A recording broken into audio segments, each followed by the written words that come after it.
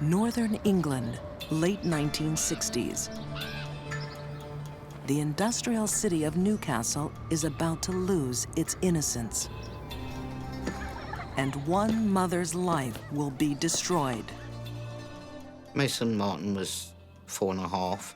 He was happy, bundle of fun, laughed all the time. June Richardson, remembering the son that went out to play and never came home. He was my first child, and he used to run around the house singing "We All Live in a Yellow Submarine." That was his favourite song. And he was just a lovely little chap. One afternoon in May 1968, a construction worker makes a shocking discovery. Martin Brown's tiny body lying lifeless on the floor of a derelict house. Get an ambulance, man. Get an ambulance!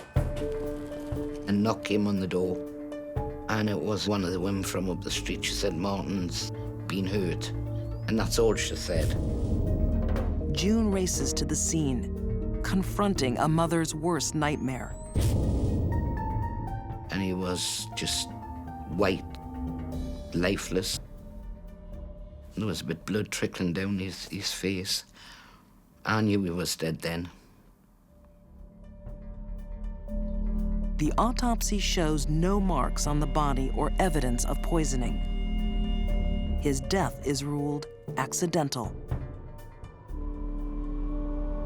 Only one person knows this isn't true. An angel-faced girl, age 10. Mary Bell is Martin Brown's killer.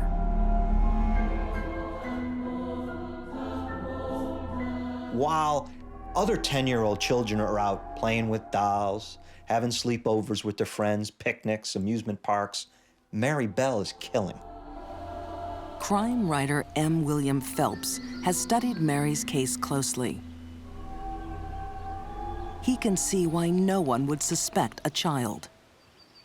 We watch children play Little League. We watch them color pictures in front of us in a coloring book. How can that child take another life? It's just unfathomable. Ex-FBI profiler Candice DeLong is also surprised. Normally, little girls just don't kill.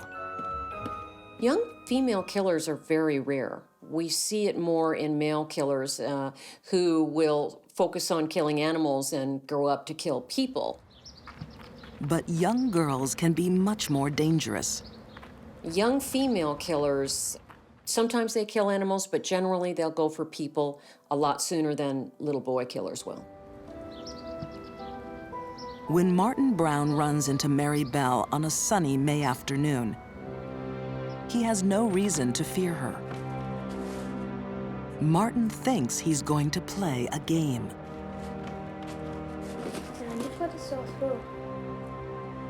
She knelt him down and she put her hands around his neck. She told him she was trying to make his throat better. And she strangled him.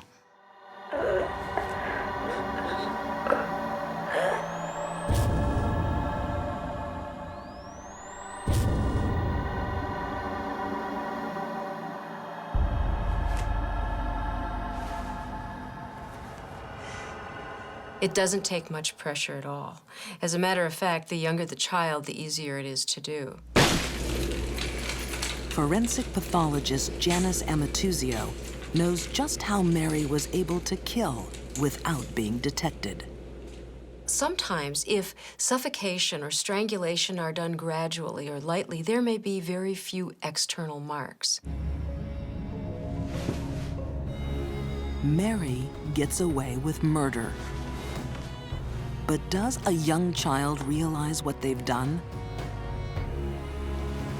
A child's personality and brain are still developing, so they are going to lack the ability to fully understand what they're doing. They may understand that they're killing, but not why or the consequences, that the person they're killing is not going to wake up.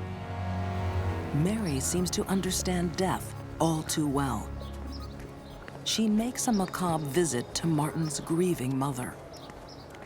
About 2 days after, a knock came at the door. And it was Mary Bell standing at the door. Hello, Mrs. Richardson. And she said, I've come to see Martin. And I just turned around and I says, I'm sorry, darling, but Martin's dead. Oh, no. Oh, she says, I know he's dead. She says, I want to see him in his coffin.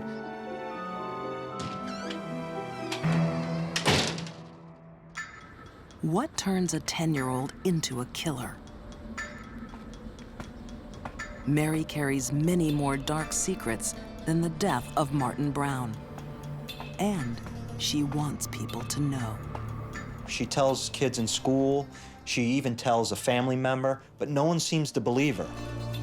She wrote a diary where she actually drew the way Martin was lying in the house. And she put on, I killed Martin Brown, you'll never catch me. She also writes an eerie message. I murder so that I may come back. Mary will be back. Something is driving her to kill again. I believe that Mary knew that killing was wrong, but she chose to do it anyway. She's just kind of putting her toes in the water, if you will. She's just testing the water. She wants to kill. She's developed the instinct to kill. Mary Bell watched all the grief of my grief, and then she goes out a few months after and does it all over again.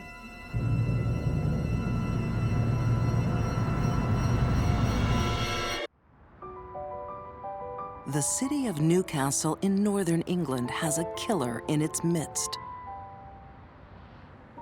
No one suspects a 10-year-old girl, Mary Bell. But Mary isn't like the other children playing on the streets. Her home life is dark and sadistic.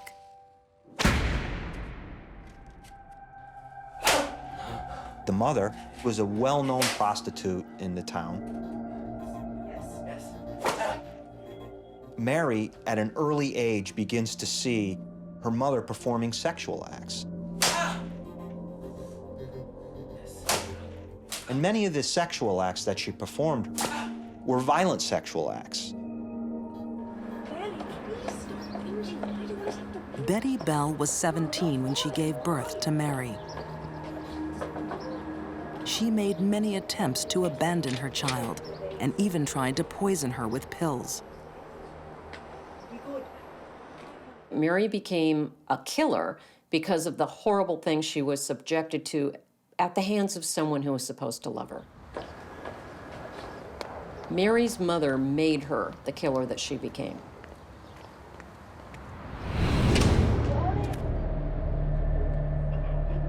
A month after getting away with the murder of Martin Brown, Mary is preparing to kill again. Mary Bell was known to be a bully with other children.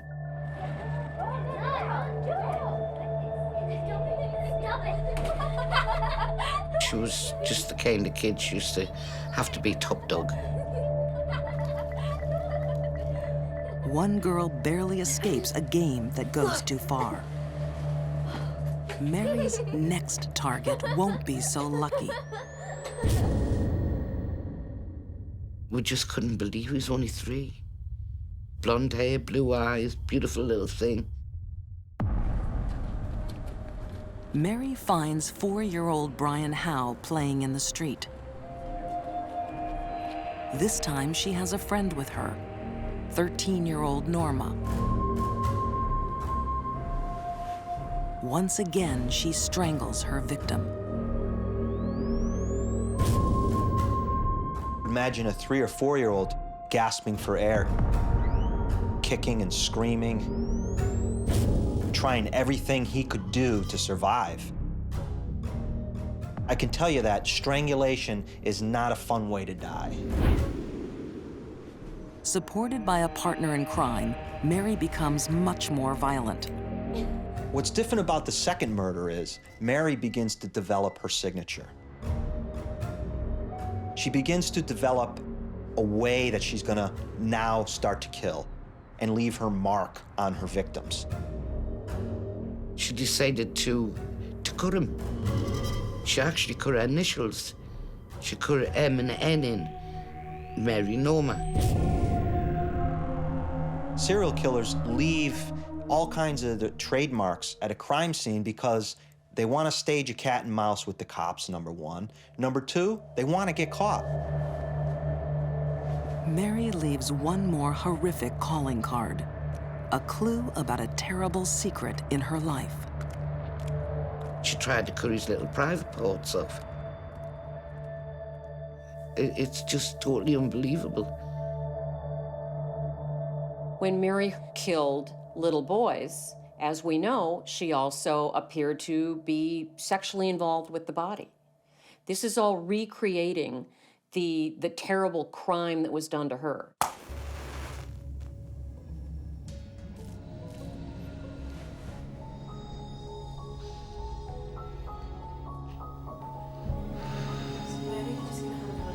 Mary's mother, Betty Bell, had done more than expose her young daughter to violent sexual acts. She looks lovely. She had involved her in them. In some cases, she was invited into it and made to perform sexual acts herself as a child, some very vile sexual acts. Come on. Sit down. Sit down. Mary made the statement, "I like to hurt things weaker than me." In hurting things weaker than her, she was recreating when she was the weak one being hurt by an adult, either sexually or physically.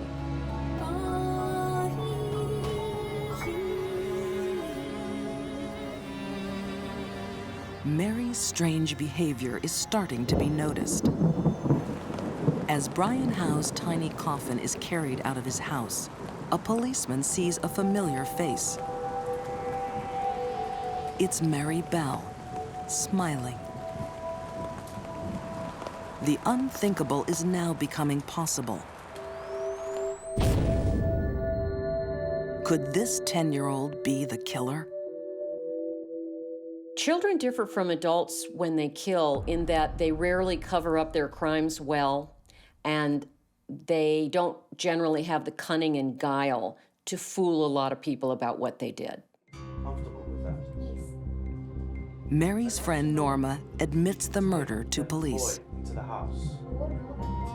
Mary won't confess so easily.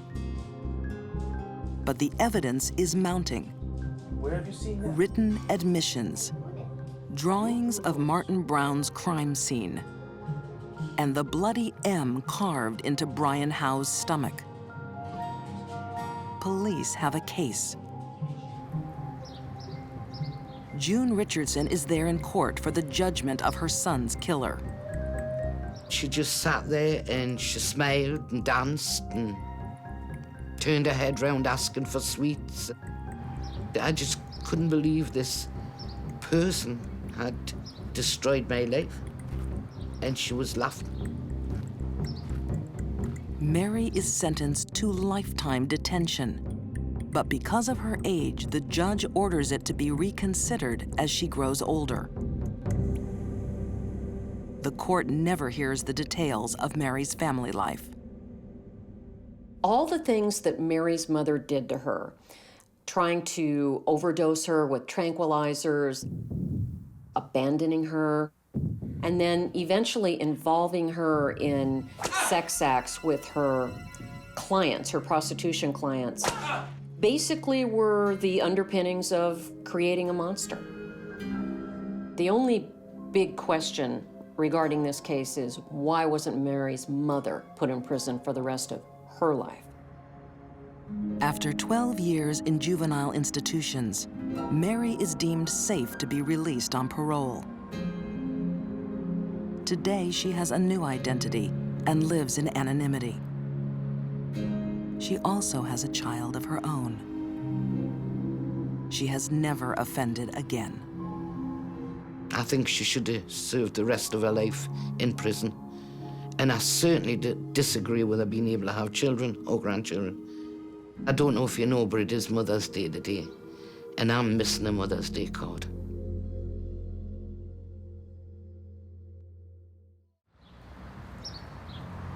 On a quiet April day in 2001,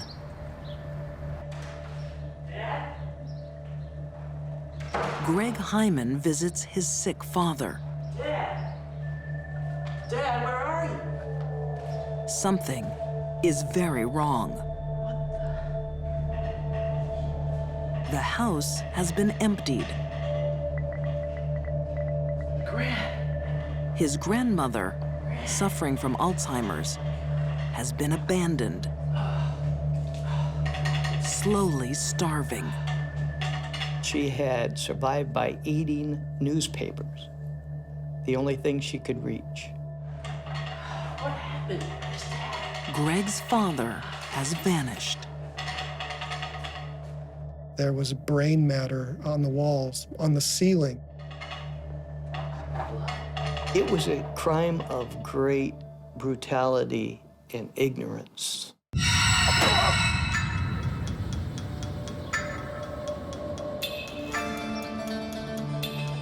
The city of Everett, Washington State. Barbara Opel is a 38-year-old single mom, struggling with family life.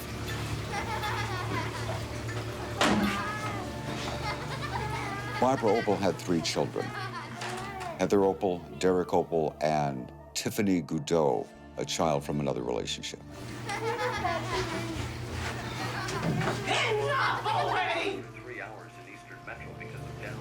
Barbara Opel and her children had lived virtually everywhere for short periods of time. Notices of eviction were as common as junk mail. Author Burl Barer says Barbara Opel is notorious in the local community. She was more than well known for screaming at her children. She was almost famous for it. Enough! Or kill up here! Get your fit out and show! You get down there! Known in many neighborhoods as a loud, obnoxious, screaming, domineering woman. She had a very dominant personality and was also highly manipulative. Her eldest child is 13-year-old Heather. She does what she can to avoid her mother's wrath. I've got an extra big soda. It would be nice to say Heather was under her mother's spell, but her mother was a bully. She was under her thumb. She was abused. You need to build up those muscles. How was training? When children grow up in a household with one parent, and that parent is constantly yelling at them and abusing them emotionally and physically, it's pretty tough for that kid to not go along with whatever Mom wants them to do. I said, will you stop with the ball? They do it to keep peace in the family and to not get hit. It was lovely, wasn't it, Mama? Enjoyed it outside? The Opel family's luck changes Hi, Barbara. Hi, Heather. when Barbara meets 64-year-old retiree Jerry Hyman. Is this for Mom for lunch? He actually felt bad about her living conditions and asked her if she'd like to move in with her children into his basement and care for his elderly mother, who was 89 and wheelchair-bound. It smells nice. Do you like that soup? Jerry Hyman has cancer, but his mother is his top priority. He didn't have that long to live. He wanted to take good care of her. It wasn't quantity of life, it was quality of life. He was willing to sacrifice his own personal well-being to take care of his mother. Look, if you need to use the car, by all means, if you need to, okay? Yeah, well, I need to go to some grocery shopping. Oh, wow. Do you need some money? I tell you what. Jerry Hyman was generous to Barbara and her family. Go right ahead, okay? Get what you have to get, okay? He provided money, gifts to them for the holidays. I gotta go. I'll be back about 6:30, okay? Bye, Mama. Barbara Opel has only one person's well-being in mind: her own. she discovered he had about $40,000 in the bank, and somewhere along the lines of that first year, began to devise a plan to murder him. But she won't do the killing. She wants a gang of children to do it for her. The leader will be her daughter Heather's boyfriend, 17-year-old Jeff Grote. Jeff Grote was a rather athletic speed skater who lived in the area, and he was selected by Heather, 13, as kind of a cutie. Barbara encouraged that relationship because she wanted Jeff to be the ringleader of the group of young murderers who were ultimately going to kill Jerry Hyman. And she decided that one of the ways to do this, to get him on her side, was to have her daughter sleep with him. After using her own daughter as sexual bait, Barbara puts her plan in motion. When they came out of the bedroom, Heather's mother sat him down for a heart-to-heart talk. It wasn't about safe sex, it was murder.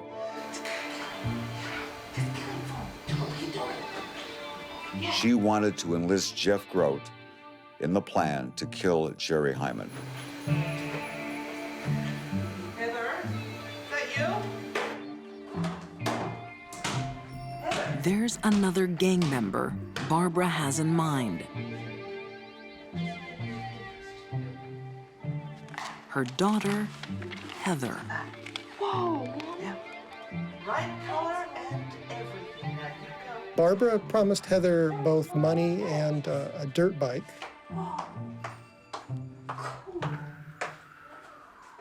We know that in her diary, Heather had entries that she was going to get a dirt bike out of this killing, and she was excited about that.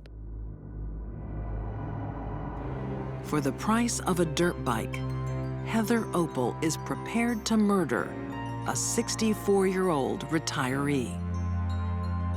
Barbara Opel exercised an uncommon degree of dominance over her children.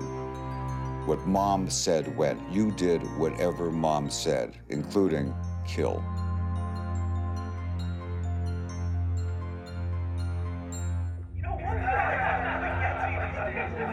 In a suburban basement, a gang of children are waiting to kill.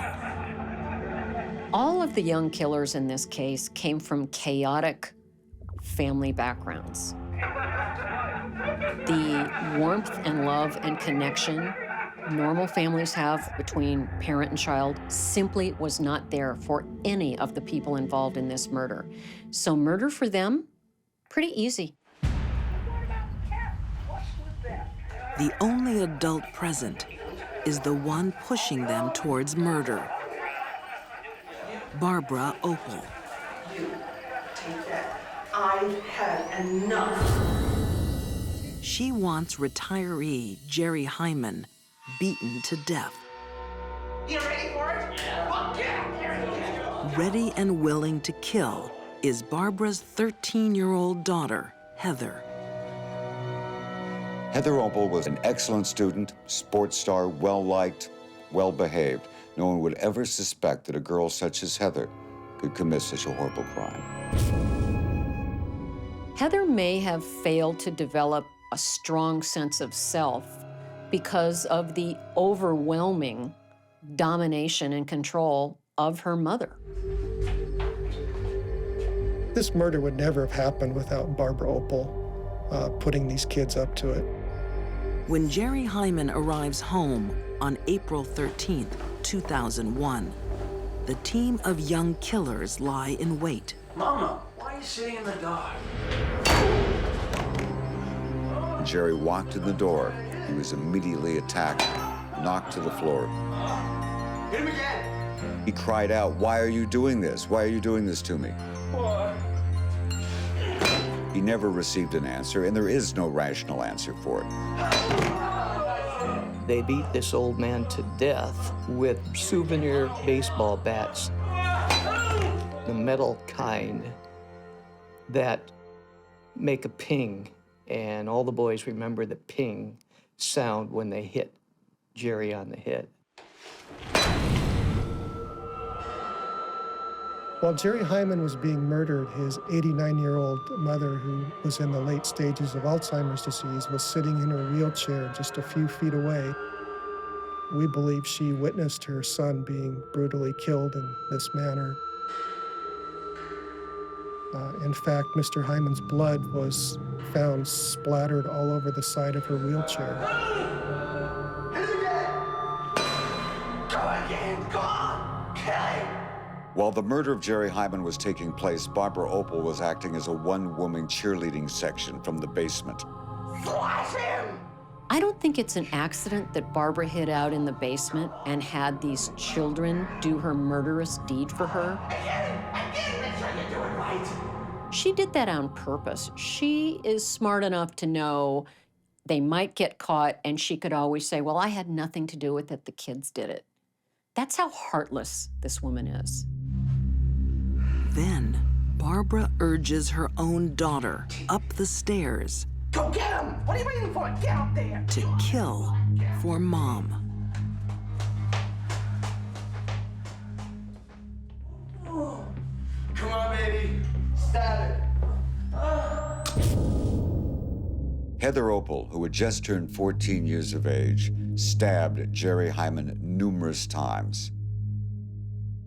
And afterwards, Heather was heard to say by the others, "That was fun, let's do it again." Go! Come on! Move! There was a great deal of blood following the bludgeoning and stabbing of Jerry Hyman. Come on, get this cleaned up. The quicker we get it done, the quicker we get out of here.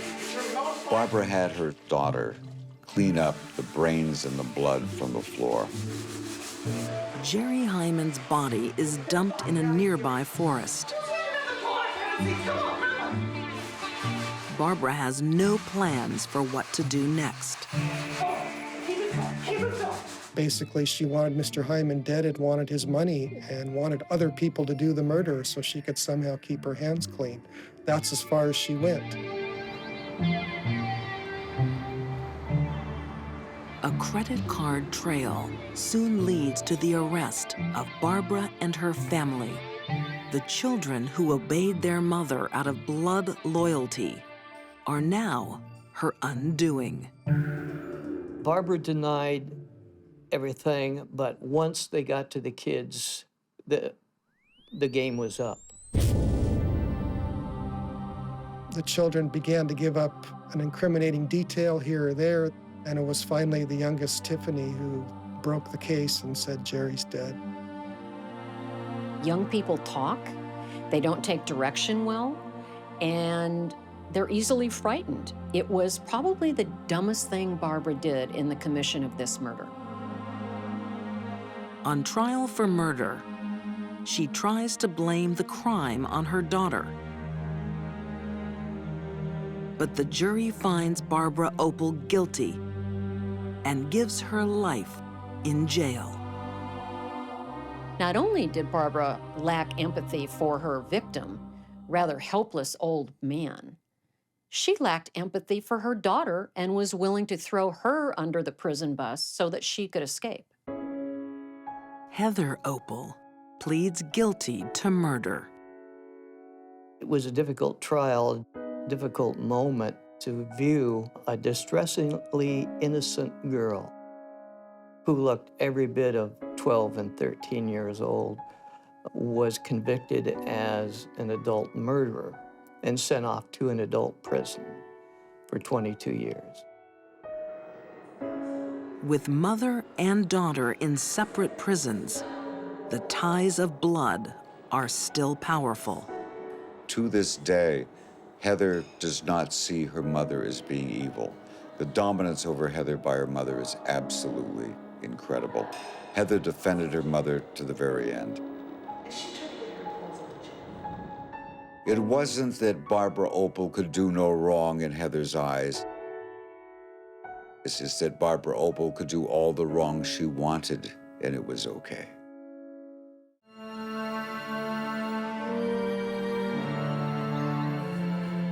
Youth is a time when passion can run dangerously wild. The desires and fantasies of a person, especially a young person, can take on an obsessional nature. Christchurch, New Zealand. Pauline, I just can't stop thinking about you. I just imagine that you're my princess. 15-year-old Juliet Hume writes feverishly to her best friend. Across town, Pauline Parker, 16, desperately awaits her letter.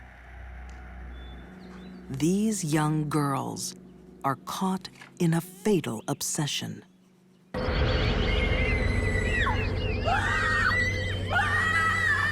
This was a brutal murder.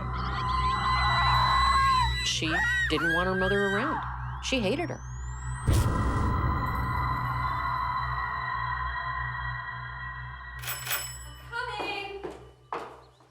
It's the early 1950s. Juliet Hume is overjoyed to see her closest friend, Pauline Parker. She found in Pauline an intensely close friend, and they did form a very close friendship almost straight away. She said to her mother, "Mother, I have found someone who has got just as strong a will as I have."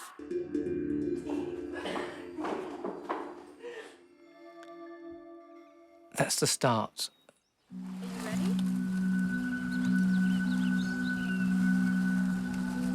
The pair share a passion for art and literature.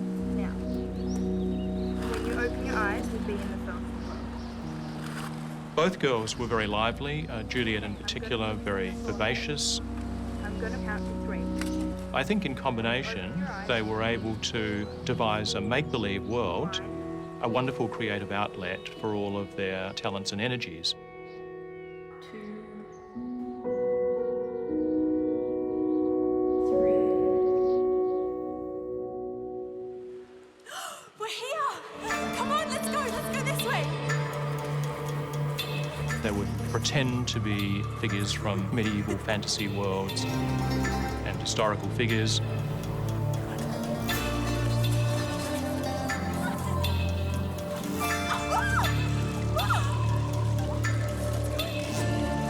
It appears that in Juliet's case, she had an excessive and extreme fantasy life and appeared to be bad at assessing when to stop. So that leads me to believe that her fantasy life did a whole lot more for her than reality did. These girls were rather delusional. Grandiose ideas, there's nothing wrong with them. But when taken to an extreme form and not controlled, and the person basically loses touch with reality regarding that delusion, that's when they can become dangerous.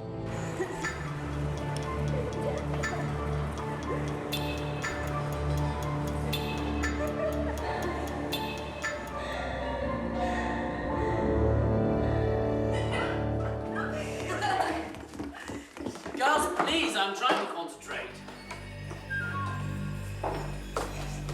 Obsessed with their fantasies. Obsessed with each other. There's something very wrong between those girls. Darling, I'm trying to finish off. Pauline and Juliet's teenage friendship is about to become deadly. The fact that the girls' fantasy life turned to writing murder mysteries and killing people in violence, I think was an indicator of what was to happen. And apparently a fantasy they were willing to kill for.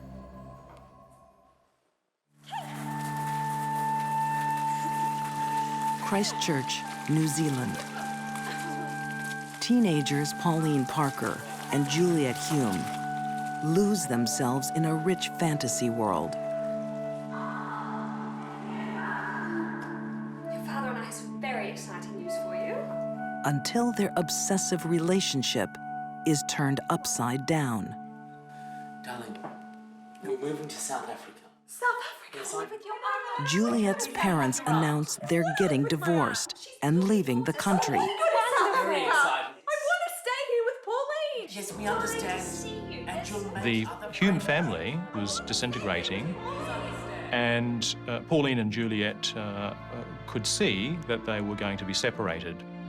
Juliet, please understand. I don't understand. I want to stay here. Juliet will be sent to live with relatives overseas. I know, but I want to stay here. She's my best friend. She's pretty much my only friend. Well, of course, Juliet doesn't want to go. And then when it's determined that she has to go, she says, well, Pauline could come with me. But the only person who seems to be adamant that this was not going to happen What do you think you are doing? was Pauline's mother. And she says no. When she says no, she means no. You are staying where you are. We spoke about this. So unreasonable. They're emotionally bonded so tightly that facing separation becomes unthinkable. Get out of my room! Get out! Get out of my room! Get out of my room!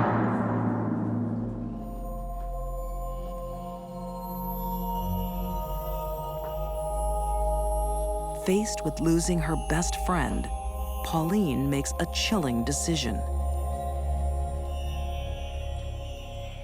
It was her mother who became the target of her hatred. Pauline decided that she had to be removed. A diary had been kept, traces all these various thoughts that they have that says what they're going to do as they plot her downfall. I don't think Pauline had an attachment to her mother. This was a smart girl. Part of her had to believe, or certainly consider the fact that killing her mother wasn't going to result in her being able to live out her dream. She killed her mother because she wanted to, and got her friend to go along with it.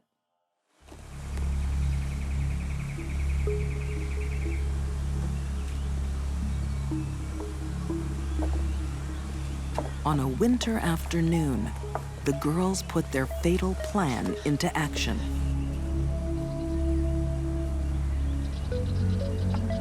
They invited Pauline's mother to Victoria Park.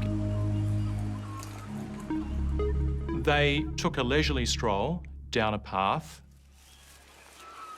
and along that pathway, Juliet dropped a little ruby.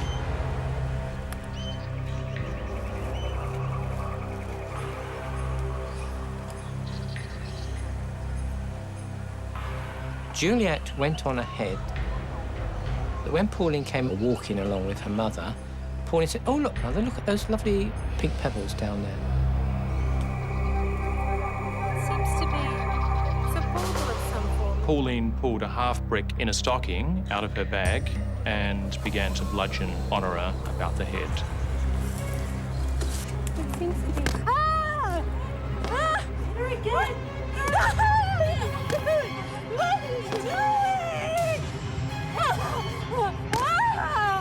They think it will be over in seconds. But it can take a lot of violence to kill. Just get up. It would take repetitive blows. It would require that the outer bones of the skull be caved in and that the brain tissue itself become pulpified. The brain would start to bleed, and that the respiratory centers at the base of the brain would become altered.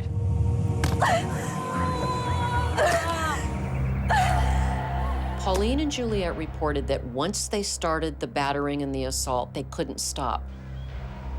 I think she's dead. Come on, let's go. They were afraid to go on, but they were more afraid to stop. Later on, it was found there were 45 wounds.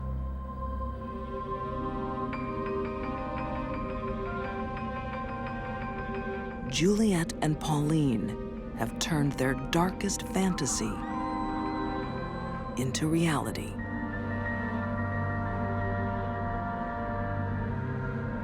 The children went screaming, covered in blood, saying, "Mother has fallen down and banged her head."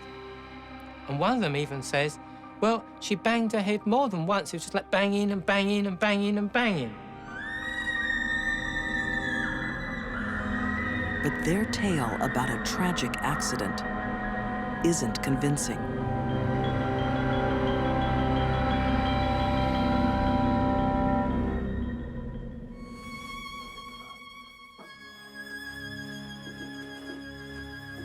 The real story is found in Pauline's diary. What marks this case out as distinctive is that the diary actually documented a murder plan.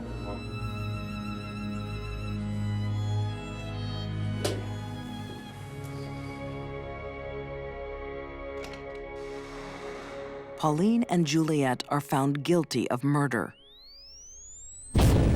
Too young for the death penalty, they spend 5 years in prison. Freedom comes with one condition: they must never contact each other again.